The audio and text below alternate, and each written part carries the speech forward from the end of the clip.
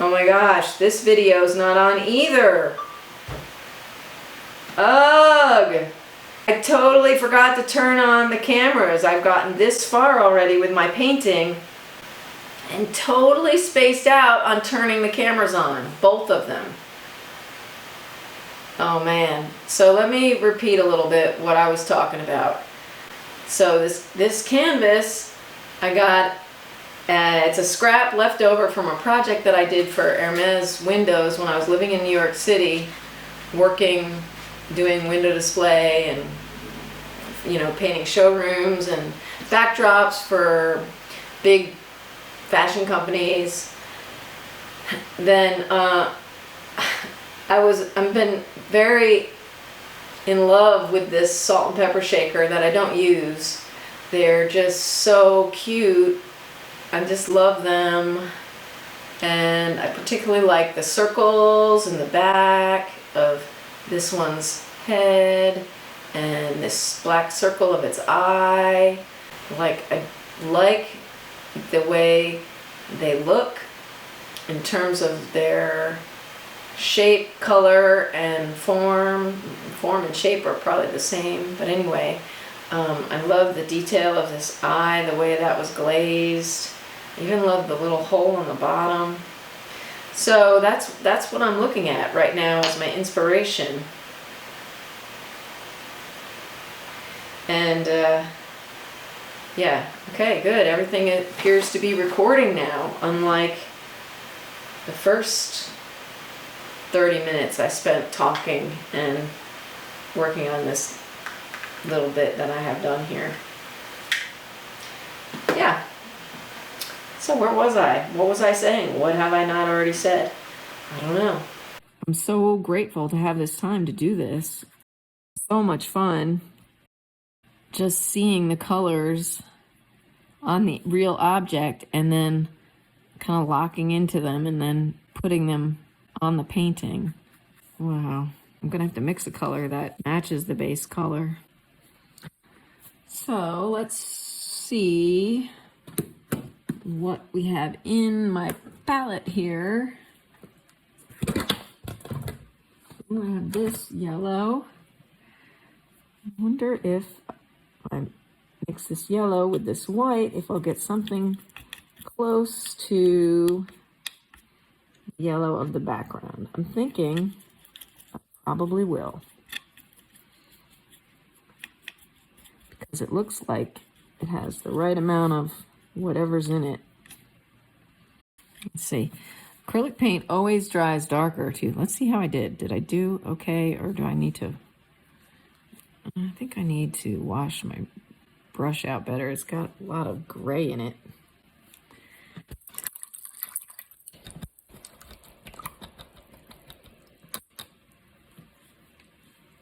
Let's get that nice and clean. So at this point, I'd like to ask you guys how your day was, because I've run out of things to say at the moment. Probably should have taped this down. Just kind of like enjoying looking at yellow and all the shades, determining where things are located in relationship to each other in space.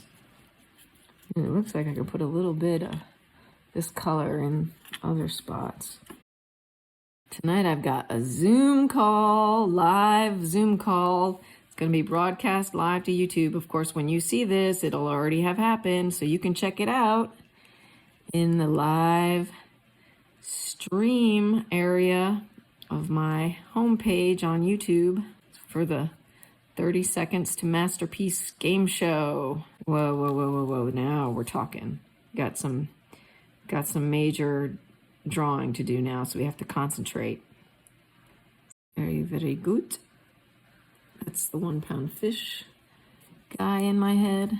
Reality is such that somebody you've never met in real life sings a song and it becomes part of your thoughts, part of the thoughts that regularly occur in your head. It's wild, isn't it? And this thing is bigger than real life. I mean, bigger than real life. Painting is making this shaker bigger than it is in real life. I showed you my palette. It's rainbow colors. Isn't that something? My palette never looked like that when I was in art school. Looks like that now. Why not? Why not, I ask. Oh, and there's fluorescent colors in my palette now.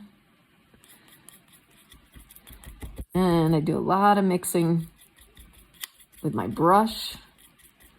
Do a lot of things I'm probably not supposed to do.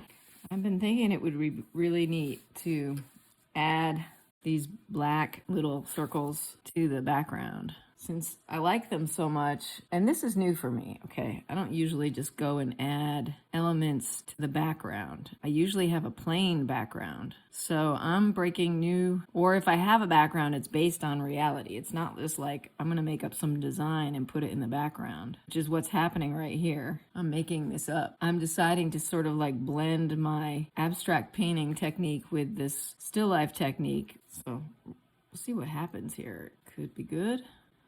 Could make the little black spots less significant. The ones that I like, maybe I like them so much because there aren't a million of them. Maybe if I make a million of them, they're gonna just be boring. I don't know. Let's find out. Let's see. I tell you, it's not easy making little circles, perfect little circles on canvas, because the canvas is bumpy and kind of fight the ridges of the canvas. I'm gonna do my best. I wonder, okay, so this is like, I see this as a wall. I'm still kind of functioning in this sort of still life mentality where like behind the object is a wall. But really it doesn't have to be a wall. It could be like wide open space, couldn't it? Mixing a color every time you want to use it is not very efficient. I need some glaze. Okay, let's get the highlights back in there. Let's see a little, ooh, isn't that nice? I put the gloss medium on it, and now it's like things are just blending right into it. Looks pretty good. Oh yeah, nice. I think all this kind of works for me. I want to really have that be a smooth edge. I don't want little bumps in the edge. Make it a little brighter. Let's raise this highlight up a little bit, like that. Nice. Get that highlight in there. And I'm just kind of fine-tuning this. Like, I want it to look just precisely how I want it to look, you know? Like, I don't want to stop until I feel like it's just the way I want it to look. So let's put a little bit more yellow around here. A little fussy. I'm a little fussy. That's what I like. That's what gets me energized.